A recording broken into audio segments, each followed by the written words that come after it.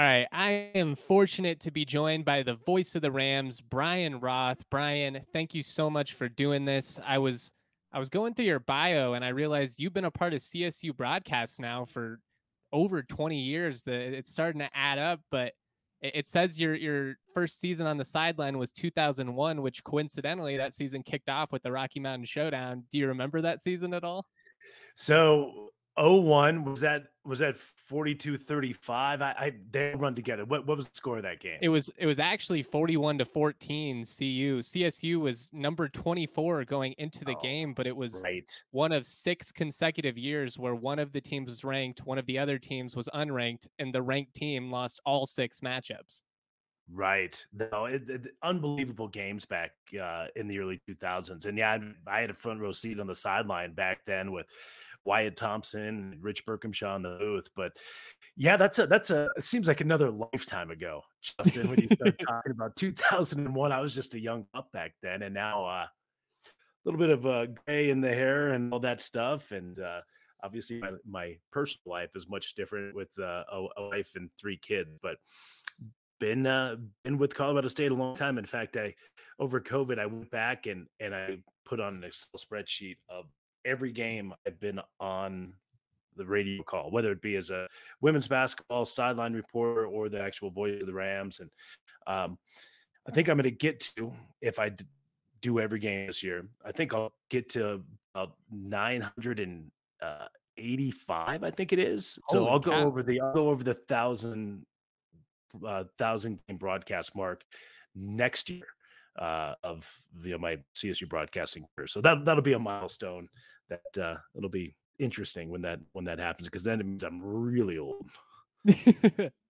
Well, obviously, I'm gonna, pick your brain on this upcoming Rocky Mountain Showdown, the state of CSU. But just given that you've been around the program for so long, just briefly, I kind of wanted to pick your brain a little bit just on CSU and your time with the program. And obviously, the early 2000s, immediately Sonny Lubick comes to mind.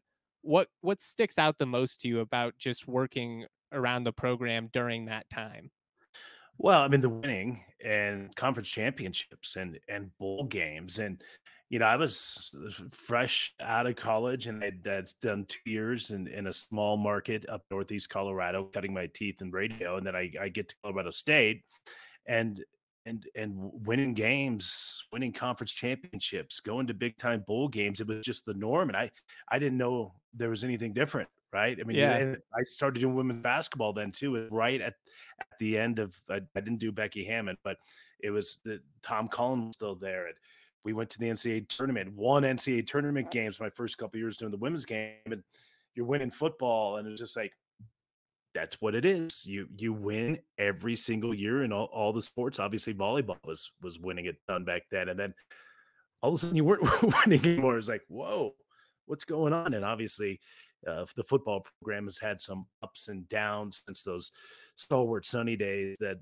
you've kind of been more accustomed to losing, unfortunately, of late. But great memories back in the day. Learned so much from so many different folks in the athletic department, and Gary Ozello, and a guy like Sonny Lubick. And then you go to the folks covering the media back then. I mean, there's both Rocky Mountain News was around, the Denver Post was around, Natalie Meisner was there, Randy Holtz, um, Woody Page was always up at the practices. So I just remember being around a lot of established media folks that I wanted to learn from. And obviously we had a radio crew that was a veteran and really good radio crew, and winning games. And it was fun. Those were the glory days for CSU in the Sun Lubick era.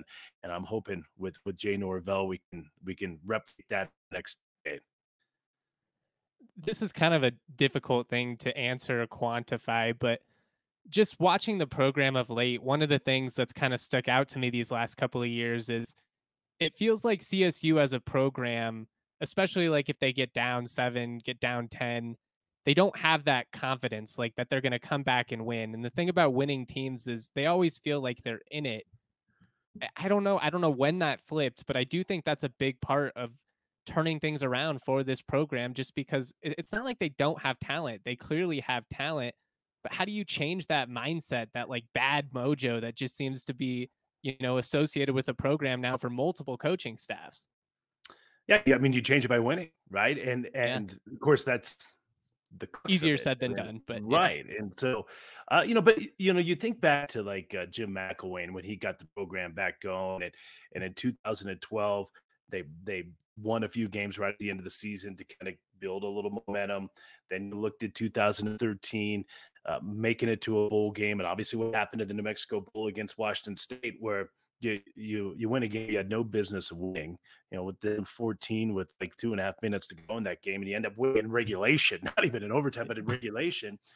And then what did that do? It's snowballed into 2014. And the interesting thing about 2014, if you go back, look at that schedule, Justin, they could have easily been a 6 or 7 win team that year in Jim McElwain's final season. I mean, they won a ton of close games, and I remember the Utah State game where they won on a last second field goal. I mean, they won so many close games in 2014 that they got to 10 wins and were nationally ranked. But remember, they closed out 13 by winning a close game in a game they shouldn't have, and a belief starts to build. Okay, now you're in close game type games, but we've done it before. We've won close games. We're not phased by being down, and so I think it comes with doing it. It's like how does one get confidence in their craft, whether it be as a quarterback or as a podcaster or a writer or a teacher in the classroom? Well, confidence is earned. I mean, Yeah. confidence isn't just one day you say, "Hey, I have confidence, so I'm going to go out there and play with confidence." Confidence is earned. You've got to build that and gain it organically. And so that's what they have to do. I mean, you got to go out and start winning games in a 6-win season here this year and maybe beating Air Force or Boise, maybe beating Wyoming. And all of a sudden you go into next year and winning 8 games doesn't seem impossible.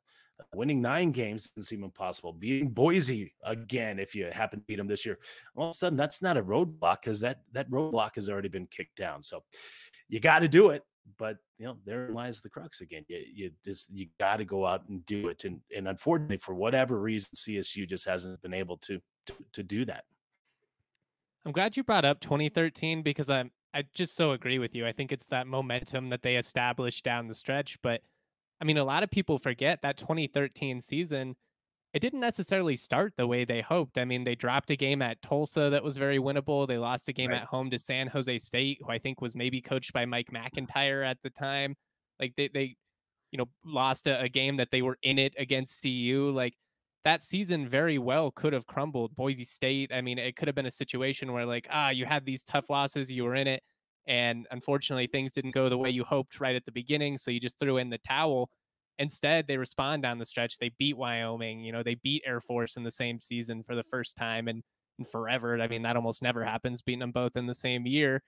But they got to get some of them that momentum rolling. And I think these next couple of games are going to be really key for CSU in doing so, because you've obviously got CU, which we'll talk about, but Middle Tennessee, UNLV, Utah State, those are all games that feel like they could very easily go either way for you. Yeah, I mean, look, at the start of the season, you could have very well looked at the schedule and said, "Hey, they're going to start 0-2," and so if you lose to Colorado on Saturday night, it's not going to be the end of the world. But Middle Tennessee's 0-2 right now. They'll probably be 1-2 by the time the Rams roll into Murfreesboro. I mean, they got just thumped at Alabama to open up the season. And that certainly we got to see the Rams take a step forward on Saturday night, but that to me is a winnable game. Utah Tech, you better win that the Yeah, following no week, and kidding. then you get into the Mountain West Conference, and I mean, there's a lot of winnable games on the schedule, and you have to go out and start winning those games. And the Rams won 3 conference games last year with an offense that was amongst the worst in the entire And nation. they were I in think that 7 of them. well, right. I mean, so the offense is going to be better this year. I know it wasn't very good against Washington State. It's going to be better They this have too year. much talent, right? Way too much talent. I mean, the running backs are good. You have 2 guys. I think Vince Brown's a good tight end. Obviously, to go with Holker. Then you look at the skilled wide receiver positions. They have too much talent not to be better on offense, but it's got to grow. That confidence has got to grow. So regardless of what happens Saturday night against Colorado, this is a team that's got to get better. And if you can go 2-2 in non-conference and go into Mountain West Conference play and say, hey, we're starting to get this, we're starting to roll this. The Mountain West isn't great this year. I mean, I think Boise is probably still the best team, but they're 0-2 on the season, granted against very good competition, but lost at home last week to UCF. Air Force will be good, but I don't think that this is a conference that's just so strong that you're just hoping for 3 wins in conference play. I mean, I think you can, if you get it rolling, win 6 games in conference play. And if you go 2-2 in non-conference, then there's an 8-win regular season for you. I'm not saying the Rams are going to win 8 this year, but I still think that's on the table moving forward. But got to see improvement here coming up on Saturday night. Well, kind of off of that, now that you've had some space from week 1, obviously Wazoo came out and kind of backed up their strong performance by following it up with a victory over Wisconsin. I guess just what is your general assessment of that week 1 game? You know, how worried are you? It sounds like you're still confident in the offense moving forward, feel like all their goals are very much attainable. Yeah, I mean, I think it was an alarming game with the way that it Yeah. transpired. But I also don't think that you need to just completely hit the panic button because it is one of 12, right? And being on this program as you have spring and then here in fall camp, to me, I mean, I was very optimistic, and I'm not going to lose my optimism because they threw in a clunker in the first week against, as you mentioned, a very good Washington State team. And watch that game on Saturday night. It's funny, like my kids, my family were at the Washington State game, and like kids do, they went around collecting stuff, and they brought home Washington State pom poms because it said alumni association. They just like, what is this doing in our house? But watching the Washington State Wisconsin game, I was on the couch and my kids were watching, and they literally were waving Washington State pom poms because I think we all were, because we were like, Back it please up, tell us please. Washington State's good, right? I mean, if Yeah. Washington State gets smoked at home, you're like, oh boy. So it makes you feel a little bit better about that loss to Washington State. Not a ton better because CSU didn't play well on offense or defense, but I can't just abandon my optimism that I have for Coach Bell and the staff and the talent that this team after 1 week. So, it's going to be a process. I don't know what's going to happen on Saturday night. We'll see. But again, even if CSU loses by 2, 3, 4 touchdowns on Saturday night, I'm still not going to lose my optimism. Now, if we get into mid-October and the Rams are 0-6, the optimism might be gone, but I still think there's just too much talent, and we've seen Jay Norvell do it before at Nevada. We've seen him do it. And if you can win at Nevada and do what he was doing at Nevada, because they were this close to having a couple of 10-win seasons there, in Mhm. particular their last year 5 at Nevada, that if you can do it there, you certainly should be able to do that here with the facilities at Colorado State. We've seen what he's been able to do on the recruiting trail. That I have confidence in Jay Norvell that they're gonna get this thing moving in the right direction this season, and I'm hoping it shows itself in 6, 7, 8 wins. Coming into this season, a big focus was definitely on the offensive line. I wouldn't say it was a stellar showing by the group, but obviously nothing like we saw last year in terms of the quarterbacks getting abused. I mean, they had time to make some plays. It wasn't like, I mean, gosh, the year before, I think it was 7 sacks and like 12 tackles for loss against Wazoo. You had a fraction of that this time around. Are you, I don't know, confident, or was it an encouraging performance by that group, especially given the fact that Wazoo has a good defensive line? Yeah, I mean, I think it's incomplete at this point. And the funny thing is, I tell people this, like, "Hey, how's the offensive line going to be? It's going to be improved. You've been out of practice," and I'm like, it's hard to tell. I mean, it's like I'm not an offensive line guru, right? I don't go to football games and just study the offensive line. It's just Yeah. not what I do. It wouldn't help me in my craft and my profession as a play-by-play guy. And so I just kind of leave that stuff to the folks that know offensive line, and their football coaches and offensive line coaches and former college and NFL offensive linemen obviously have a great understanding of that. I don't.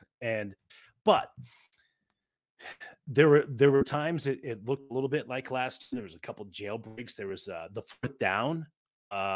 was that early in the second quarter, and the Rams went for it inside their Yeah, own just got 40-yard completely line. stuffed. Yeah. Just got completely snuffed. And we saw that many times last year where it's like, okay, let's go. We have a half a yard to go. Go out there and get a half yard and keep the drive alive. And a lot of times the Rams weren't able to do that. So that concerned me a little bit, but I also thought we saw some uh, things that the offensive line last year wasn't able to do. And let's remember that's a new group too. And you know what I do know about offensive line play is that it's got to be a cohesive unit. Yeah, Everybody's for got to sure. be on the exact same page and have Jacob Gardner back at center this year for Colorado State. And fingers crossed that's where he plays the entire year. I think they're going to improve and get better. So it's incomplete. I'm hopeful that it's not just better, but much better. And if it is, again, I think you'll start seeing this CSU offense get going with whoever's going to be playing quarterback. I think you'll see it get going. Well, I'm glad you brought it up because that's obviously the big focus going into this week. CSU, big headlines in terms of, whenever you make a quarterback change, especially at this stage of the season. What was your reaction to that? Was the timing at all surprising to you, given that it's only week 2? I mean, you are going into a hostile environment. But I mean, obviously the offense really struggled those first 3 weeks or first 3 quarters and most of last season. So, you got to be able to move the ball. Just what are your thoughts on this? Yeah, I mean, like I said, I thought the opener in its entirety was alarming against Washington State, but I thought the quarterback play was alarming a little bit. And Clay Millen is 3 years in this offense. He was the starter all last year. I know he got the tar beat out of him, but he was sacked 55 times on the season and obviously missed some time. We saw all the quarterbacks last year because Clay got beat up, and I thought he showed good resiliency and toughness. But with that season under his belt, coming in with the weapons that he has this year, I was expecting in game one, in quarter one, to see him take that step forward, right? And certainly the first drive looked great. I mean, the Rams went right down the field and didn't throw the football downfield much at all on that drive, but again, they were working quick with tempo, looked like a quarterback out there that had full control of the offense. And then that just completely went away. And, I think when you go almost 28 minutes of football without first down, Yeah. it's a problem. I mean, that's a problem. And unfortunately, it gets thrown on the quarterback. I mean, you win, it's the quarterback. You lose, it's the quarterback, right? I mean, it's just the nature of the position. But they were stuck in neutral, and then you get out at the start of the second half, and it's Justin. That was a 17-3 game.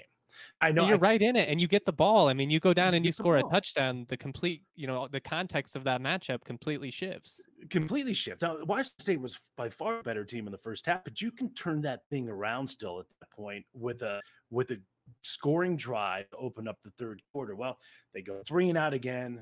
All of a sudden, it's 23-3, and then the pick 6. And I think that's a lot to overcome as a quarterback and with the coaching staff to have confidence in that. And sometimes it's not all the quarterback fault, but that's the easiest change that you can make to switch it up. And Brandon Nicolosi started Nevada last year and only threw for, I think, 78 yards, but remember, drove them 53 yards down the field, time running out for the game-winning field goal that they would knock through, and the Rams would win that 17-14.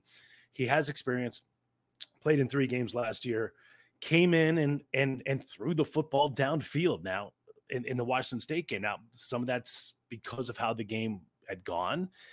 It was in hand at that point into the fourth quarter, but you saw him throwing the football downfield, make some really nice throws. I think he's got a bit of quicker release. And he's also a more mobile quarterback, and he's a better running quarterback. And if you watch the Nebraska game last week, Nebraska's quarterback was able to hurt Colorado with his feet on occasion, and I think he'll be able to. Brandon Fowler Nicolosi will be able to elude the pass rush maybe a little bit more than Clay Millen. What's it going to look like in terms of offensive production Saturday night? I have no idea. And who knows? Clay Millen may be the starting quarterback at Middle Tennessee. I don't know. But what you want to see is somebody, whether it be Clay, whether it be Braden Fowler, Nicolosi, whether it be somebody else, take that job and just secure it and become a leader on offense, and off we go. And just hope, I don't care who it is. Justin, if it's you and they put you out there and you lead the offense to 30 points a game, I'm on board. But you need to see it, and somebody's got to take the reins. I'm right there with you. Outside of QB play, what are some keys, I guess, for you just with CSU and being able to hang in this one? To me, they got to run the football very similarly to what they did at Nevada last year, control the tempo, try and limit, the offensive possessions that CU has, because obviously they've got a lot of game breaking speed out there. But what are some of the keys for you with CSU and playing well in this one? Well, I mean, I think you've got to shorten the game as much as you can. And this is Colorado's given up some rushing yards this year. I think TCU ran for 262. Nebraska had some big runs in the game that put them over the 200-yard mark.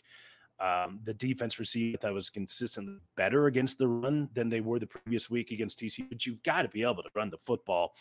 And, I don't want to see this offense completely neutered on Saturday night, but you've got to shorten the game as much as you can, because, I mean, look, through the first two games, it's pretty clear Colorado is an exceptionally gifted and fast offensive team. I mean, Deion Sanders is really, really good, and they're going to score points. And so if you can shorten the game, I think it's going to help.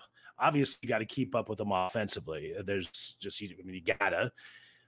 But I'd like to see improvement from that Colorado State defense. And when we talk about the disappointing season opener, I'm disappointed about that defense. I still have high hopes for the defense. Like I said, I'm not throwing out my optimism, because I think we all felt the defense was going to be a strong point of this team this year. And man, did they get carved up by Cam Ward. The tempo really hurt Colorado State in particular.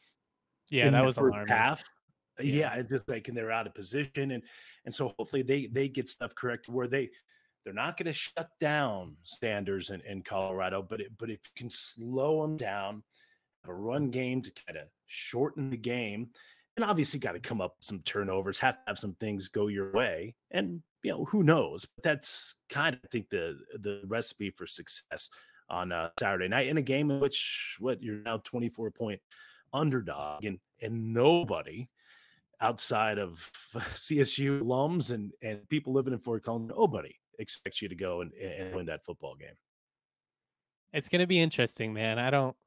Obviously, if you're a CSU fan looking for, how you can talk yourself into thinking this could go well, it does feel like the classic trap game situation where you have the team who has all the love and the flash, and, they're coming off the bad season. Everything's great, but they also got Oregon and USC coming right around the corner. Watching Deion's press conference, it doesn't seem like he has given Colorado State the same attentiveness that he gave Nebraska. Let's hope. That's what you hope. And when you go into a game 24-point underdogs, you need some stuff to go your way. And if Colorado comes out with their A game on Saturday night, it could be tough to win that. But if they come out with a C game and you bring your A game, or as Nico Med likes to say, if you have your fastball and maybe CSU or CU doesn't have the fastball, okay, and then all of a sudden it goes from here to here, and then all of a sudden a turnover here or there, and it starts getting like this, and a play or two breaks your way, and then you're in the game. And if you're in the game in the fourth quarter, all the pressure would be on Colorado if that scenario played out, and they would have to be the ones that would be like, whoa, we cannot lose this game for a number of reasons. It's Colorado State, the darling of the sports world. All the eyes are on you. Like, you lose at home when you're a 3-touchdown favorite. That's pressure, in particular if you got to the fourth quarter. This is a tightly contested game. So there's hope, I think, out there for Colorado State. CSU got to just play better than what they did in week one, and hopefully the bye week they were able to get stuff corrected, and you come out and at least show signs of football team I think we all are hoping to see this year. I'm going to let you get out of here just real quick. We did have a couple of Twitter questions for you from Ram fans. If you were the head coach, what celebrity slash alumnus are you bringing to talk to the team to kind of pump them up? Ooh, well, I don't know. I mean, I've grew up a Broncos fan, so I love John Elway. Although I don't know if I want Elway near my football team, not near my quarterbacks at least. I don't, I'm a big, uh, I'm a big music fan. But You I don't do know if post a any. lot of photos at concerts. I'm always impressed, and it's like a wide Yeah, range of music. It always impresses yeah, me. yeah. I don't think any of the musicians that I like would be able to fire up a football team. So I don't know. That's a tough one. I'm not into celebrities and all of that stuff. So I'm not sure. That's fair. All right, and then one more just for you. Boulder D line versus the Wazoo D line. We've kind of already gotten into this, but just based on what you've seen, CU these last two games versus what we saw with Washington State, do you feel like the Rams should be able to run the ball on them? Well, I mean, we didn't see the Rams run the football very well last year, and in the opener against Washington State, we didn't see the Rams be able to run the football at all. So I don't know if I would say I expect CSU to be able to run the football until I start seeing it consistently, right? We Yeah, get to mid October, and all of a sudden the rush numbers, which if this air raid offense is really going, the rush numbers aren't ever going to be 200 plus rushing yards per game. I mean, I guess they could be, but that's not not consistently, at least. right. Yeah, That's not how this offense really is built. But if we get CSU's rushing the football for 140, 150 yards per game, then I might say, yeah, I expect CSU to be able to run the football in said game moving forward. But they've got to do it. I mean, look, I know TCU was able to run the football. Nebraska ran the football this week, so that gives me a little bit of hope that the Rams might be able to run the football. Um, I think when you look at the defense line for Washington State, I don't think Colorado has two edge players agreed. like Washington State has, so that's good news. But I also think it's a Colorado defense. Watching both the TCU game and the Nebraska game, I watched it last night. That I thought it was a defense that played much better and made a jump from week 1 to week 2. Speaking of Colorado, so um, but you better be able to run the football on Saturday night. However they get it done, whether it's Val Nicolosi being able to have some keepers that go for big plays like Nebraska did, or if it's just the Thunder and Lightning with Morrow and Johnson, any run game will be helpful on Saturday night. Brian, thank you so much for doing this. Tell the people where they can find you. You've got a big pod coming up with the voice of the Buffs, right? Mark Johnson. Yeah, yeah. Had Mark Johnson on, and I love Mark. He's great, and he is just ecstatic, as he should be, as Buff fans should be. Doesn't mean we have to be happy for him. I am happy for Mark. I'm Buff happy for fans, Mark. I'm not not so happy much. for the Buff. Mark's a great Yeah, guy. yeah. Mark's great, and I just know in this business, being a play-by-play guy, it's a great job.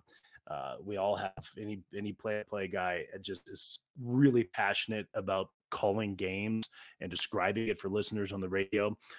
But man, is the job much more fun when your team wins. And he's called a lot of bad football over the years, as unfortunately I have. So I'm happy for him. He'll shed some light on what it's like at Colorado on the podcast. So it was fascinating to talk to him. So yeah, Colorado State Insider, and yeah, and he'll give a pretty good preview of what to expect from Colorado, having obviously covered the team all training camp and through the first games. Brian, this means a lot to me that you gave me some time. I love everything that you do. I think you bring a ton of passion to the booth, and it's just a great asset for Ram fans. So, thank you for everything that you do. Thank you for coming on the podcast, and for your sake and my sake, hopefully we get to cover a little bit more fun football this fall. Yes, I think so. Well, Justin, brighter days ahead. There's no question, and appreciate what you guys do over there at DNVR and your coverage of Colorado State. We need more of it. I appreciate you.